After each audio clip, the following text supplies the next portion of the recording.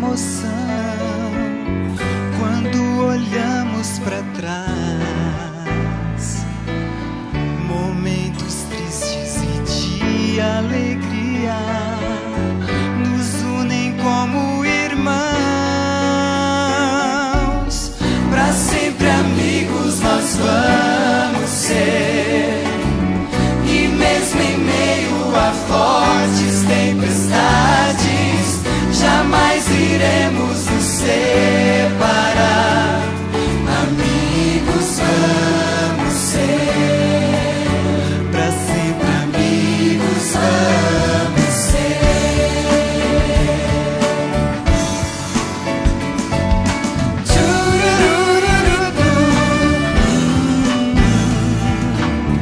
Tal qual o rio que corre pro mar, num rumo certo a seguir.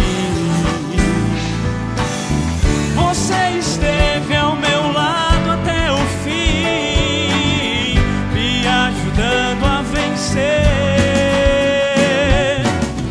Pra sempre amigos nós vamos ser, e mesmo em meio a fortes tempestades, jamais iremos nos separar.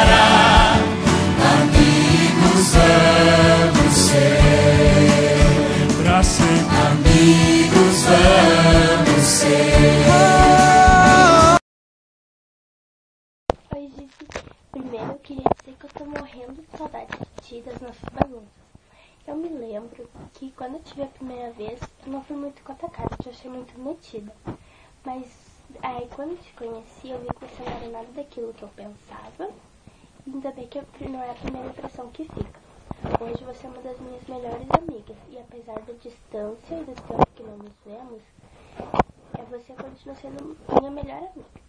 E eu queria muito poder estar aí contigo nesse dia tão especial pra ti, mas infelizmente eu não vou poder porque é muito longe.